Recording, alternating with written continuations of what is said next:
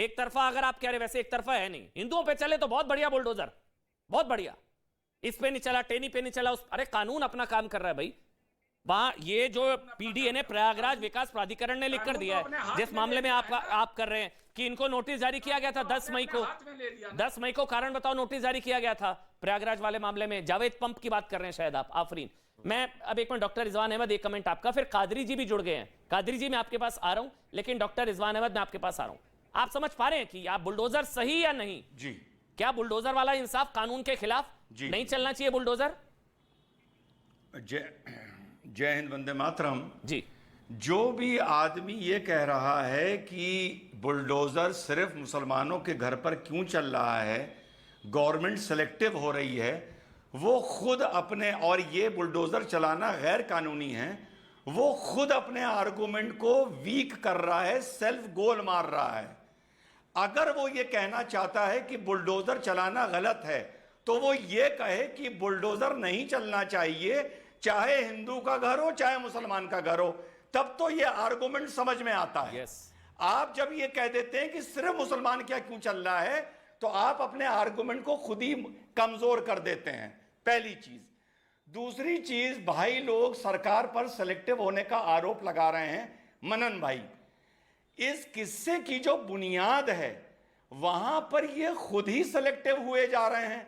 अभी इन्होंने बोला नुपुर शर्मा की वजह से। अरे भाई, सेलेक्टिव क्यों होते हो? रहमानी और नुपुर शर्मा बोलो ना, तुम भी तो दो तरफा चलना सीखो तो सरकार भी दो तरफा चल लेगी। आप तो अपनी मर्जी से सेलेक्टिव हो जाते हो और सिर्फ नुपुर शर्मा का नाम लेते हो और रहमानी को बचाते हो और सरकार पे सेलेक्टिव होने का आरोप लगाते हो। तीसरी बात, एक कहावत है, drastic situation need drastic action. आप लोग हमेशा डिबेट में इनको पत्थरबाज बोल रहे हैं, रॉयटर बोल रहे हैं। एज अ लॉयर मैं आपको बता दूं, पत्थरबाज और रॉयटर दो तरीके के होते हैं। एक ऐसा वर्ग है जो कोई डिमांड रख रहा है नौकरी की, प्रमोशन की, कोई भी, और उसका जो संगठन है वो एकदम आक्रामक हो जाता है, कोई धरना प्रदर्शन हो रहा है और पत्थर चल जाते हैं और रॉयट हो जाता है जी। ये एक रॉयट होता है।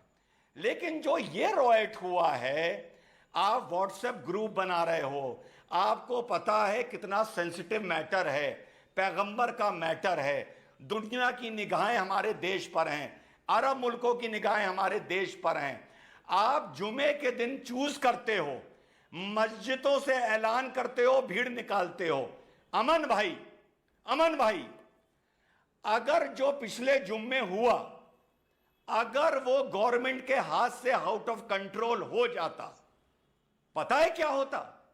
ये रॉयटिंग और पत्थरबाजी नहीं है जनाब, देश जल जाता। देश 50 शहरों में रॉयट होते, 10,000 आदमी मरता, हिंदू और मुसलमान, बलात्कार होते, प्रॉपर्टी जलती, देश लड़खड़ा जाता, देश टूटने की कगार पर आ जाता। तो ये जो पत्थरबाजी है, ये आम पत्थरबाजी नहीं है। जो ये रॉयटिंग है, ये आम रॉयटिंग नहीं है, और ये वो रॉयटिंग है जो देश को तोड़ सकती थी। और सबसे इंपॉर्टेंट मेरे ख्याल से मौलाना कादरी, ये बुलडोजर रोकना भी इन पत्थरबाजों के हाथ में है। पत्थरबाजी रुकेगी, बुलडोजर रुकेगा, मतलब इनके हाथ में है। सोचिए कादरी जी, नुपुर शर्मा को गिरफ्तार कर लो, सब खत्म हो जाएगा। देखिए, तो ये ब्लैकमेलिंग है क्या? ये क्या बात हुई? कानून अपना काम करेगा।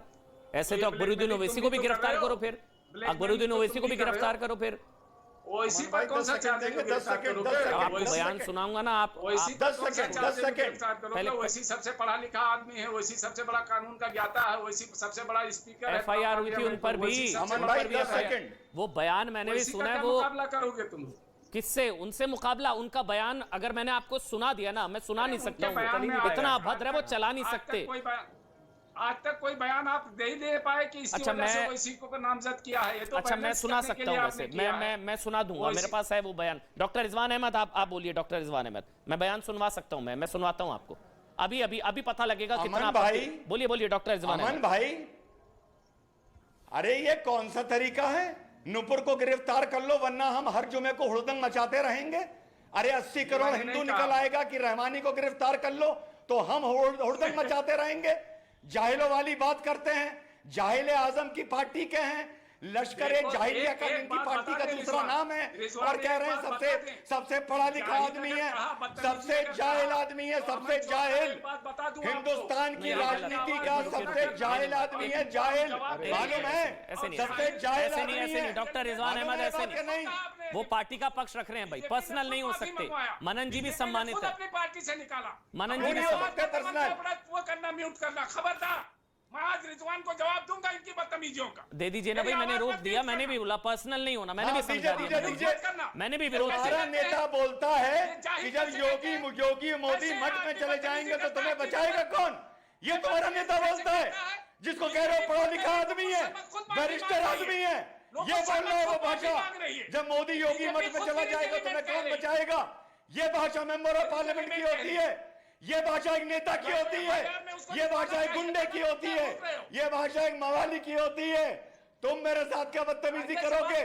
तुम्हारा पजामा खोल के कर दूंगा यहाँ पर मैं। अरे बकवास कर रहा है जाहिल आदमी का जाहिल प्रतिनिधि। ऑडियो बंद, ऑडियो भाई, पर्सनल नहीं हो सकते। मनन जी, मैंने भी टोक दिया उनको, मैंने भी टोक दिया, बिल्कुल मनन जी, मैंने भी टोक दिया। आप भी सम्मानित हैं, वो भी सम्मानित है, हम पर्सनल नहीं हो सकते। वैचारिक लड़ाई है मेरे ख्याल से, और हम वैचारिक लड़ाई लड़ेंगे। मनन जी एक मिनट, मनन जी मैंने रोक दिया और टोक दिया, मैंने रोक दिया टोक दिया, जाहिल वगैरह ये सब पर्सनल नहीं हम हो सकते। मैंने रोक दिया मनन जी, मैंने टोक दिया, यही मेरी जिम्मेदारी, मैंने ऑडियो बंद कर दिया। मैं अब एक मिनट, मैं कादरी जी के पास जा रहा हूं, आ रहा हूं।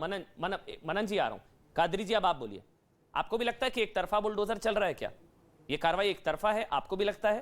कादरी जी, बुलडोजर नहीं चलना चाहिए, क्योंकि सर्वे जो किया गया INSC वोटर का कादरी जी, उसमें 77% लोग कह रहे हैं कि बुलडोजर वाला इंसाफ सही है भाई। कादरी जी अब आप बोलिए। देखिए अमन साहब, सबसे पहली बात तो यह है कि जुमे के दिन जो उत्पात मचा है उसकी सही माना में तहकीक़ात की ज़रूरत है, क्योंकि मुस्लिम पर्सनल लॉ बोर्ड जो अपने आप को सारे हिंदुस्तान का लीडरशिप करने वाला बोर्ड कहता है, तो आपके चैनल के माध्यम से सबसे पहले हिंदुस्तान के तमाम मुसलमानों को ये कहना चाहता हूँ कि मुस्लिम पर्सनल लॉ बोर्ड की अब तक के जो भी कारकर्दगी रही वो मुसलमानों के हित में नहीं रही। जहाँ कहीं भी पर्सनल लॉ बोर्ड का इन्वॉल्वमेंट रहा वहाँ पर मुसलमानों को केवल नुकसान हुआ, कोई किस्म का कोई फ़ायदा नहीं हुआ। और हालिया में उन्होंने एक पत्र जारी किया कि कोई भी मुस्लिम मौलवी मौलाना इंटेलेक्चुअल टीवी डिबेट्स पर ना जाए, और हमने उनके प्रपोज़ल को इंस्टेंटली रिफ्यूज़ किया, ये कहकर कि मीडिया का वो प्लेटफॉर्म है जहाँ पर हर समुदाय का आदमी आके बैठता है जी, और आपस में डिबेट होती है, बहुत सारे लोगों का जहन साफ़ होता है। आपको एक मैं मिसाल दे दूं कि एक अब्रॉड में मेरे फॉलोअर्स रहते हैं, उन्होंने मुझसे आज से 3 दिन पहले फ़ोन पे ये बात बतलाई कि हज़रत हम बहुत सारी गलत फहमियाँ इंडिया के हालात के बारे में थी कि मुसलमानों पर काफ़ी जुल्म व ज़्यादती हो रही है, फ़लस्तीन जैसे हालात हो गए हैं, लेकिन आपकी डिबेट सुनने के बाद हमको ये इत्मीनान हुआ कि वहाँ पर ऐसे हालात नहीं हैं। तो हम जो डिबेट पर आते हैं अपनी देशभक्ति में आते हैं, अपने देश के सौहार्द को बनाने के लिए आते हैं, और जो लोग फ़िरक़ा परस्ती फैलाने की कोशिश करते हैं हर दो समुदाय के, उनको जवाब देने के लिए यहाँ पर आते हैं। साहब, रहा सवाल अब बुलडोज़र का जी, तो मैंने आज 3 दिन से एक ही बात यूपी गवर्नमेंट हमारे योगी जी से ये कह रहा हूँ, और मुमकिन है कि हम आजकल में रिटर्न में भी योगी जी को एक लेटर देने वाले हैं हमारी ऑर्गेनाइजेशन की तरफ से। धर्म के आधार पर नहीं, ह्यूमैनिटी के आधार पर, इंसानियत के आधार पर हम ये बात कहने वाले हैं कि जो कोई भी पत्थर उठाया है, जो कोई भी आपके कैमरे में महफूज हुआ है, उसको आप कड़ी से कड़ी सजा दीजिए। आप उसके ऊपर NSA बुक करिए, गैंगस्टर बुक करिए, लेकिन सारे घर वालों को बेआसरा मत कीजिए। ये हमारा अपना कहना है, और कोई डिमांड या कोई आंदोलन नहीं है। हम रिक्वेस्ट करेंगे मोदी गवर्नमेंट से, योगी गवर्नमेंट से। ठीक है शिवम, अब आप बोलिए। वो सारे घर को बेअसरा नहीं, मतलब वो कह रहे हैं कि भाई परिवार वालों का क्या दोष भाई, वो ये कह रहे हैं। देखिए, सबसे पहले तो मैं एक चीज कहना चाहता हूं कि जो लगातार कह रहे हैं कि ये गैर कानूनी है चलाना, सबसे पहले तो गैंगस्टर एक्ट 14A में पॉसिबली आप चला सकते हैं, कोई दिक्कत नहीं है। फिर एक्ट 27 में under the planning and development act 1973, फिर उसके बाद आप कर सकते हैं अनऑथराइज्ड ऑक्यूपेंट्स एक्ट 1972, और उत्तर प्रदेश रेवेन्यू कोड 2006, इन चारों सेक्शंस के अंतर्गत आप अगर कोई इलीगल प्रॉपर्टी है आप उसको गिरा सकते हैं। हिंदू मुस्लिम की बात जहां तक है, सही बात है, बदन सिंह बद्दो का तो गिरा ही गिरा, नोएडा में से ही सुंदर भाटी का भी गिराया गया, और इन सबसे अलग एक अवैध जो था वो उत्तर प्रदेश में सरकार में मंत्री नंद गोपाल नंदी जी का भी हटाया गया। अब इससे ज्यादा तो हिंदू मुस्लिम एकता की कोई बात नहीं हो सकती। अब ये कहते हैं कि मुस्लिमों पे बुलडोजर सेकुलर है, ऑफ कोर्स सेक्युलर है, वो कम्युनल नहीं है। नहीं उसका एक और एग्जांपल मैं आपको देता हूं। करीब 322-23 लोग अभी तक गिरफ्तार हुए हैं अमन जी। उनमें से सिर्फ 7 या 8 पर अभी तक ये ऑर्डर निकला है, बाकी भी तो मुसलमान है ना, बाकी पर तो नहीं निकला। इसका मतलब मानना साफ है कि उनकी जो जमीन है, उनका जो घर है वो ऑथराइज्ड जगह में बना हुआ है। गैंगस्टर एक्ट जिन लोगों पर अयोध्या में लगाया गया, आप उनके घर की लीगैलिटी अच्छा, चेक कराइए। भाई बेसिकली पत्थर उठाने से पहले सोच लेना चाहिए कि कागज पूरे हैं नहीं, क्या कागज दिखाने कागज तो दिखाने ही चाहिए बाय डिफॉल्ट आपके। मतलब आप ये कह रहे हैं कि पत्थर उठाने से पहले चेक कर ले कि कागज पूरे हैं या नहीं। मैं तो कहता हूं पत्थर उठाना ही नहीं चाहिए, लीगैलिटी है या नहीं है। डॉक्टर रिजवान जल्दी से मुझे ब्रेक पर जाना, आप बोल लीजिए, क्योंकि कादरी जी कह रहे हैं कि भाई गलती किसकी, उसके पूरे परिवार को बेआसरा उसके सर से छत छीन लेना वो गलत है। परिवार की क्या गलती, जिसने दंगा किया, पत्थर चलाया। जब भी एक अपराधी पकड़ा जाता है जी, चाहते हुए या ना चाहते हुए उसके परिवार को झेलना पड़ता है। पुलिसिंग का यही तरीका है। एक अपराधी भागा हुआ होता है, पुलिस उसके भाई को, उसके पिता को थाने में बिठा लेती है कि जब तक सरेंडर नहीं करेगा तेरे ये घर नहीं जाएंगे। कोई खुदा के रिजवान भाई, लेकिन भाई को लेकर जाना भी गैर कानूनी है, बाप को लेकर जाना भी गैर कानूनी है। हमारा संविधान इस बात की इजाजत नहीं देता कि अपराधी के भाई को पकड़कर लेकर जाए। पहली चीज अमन भाई, बोलिए अमन भाई, बोलिए। दूसरी बात, जरा इस पर एक दिन डिबेट करिए।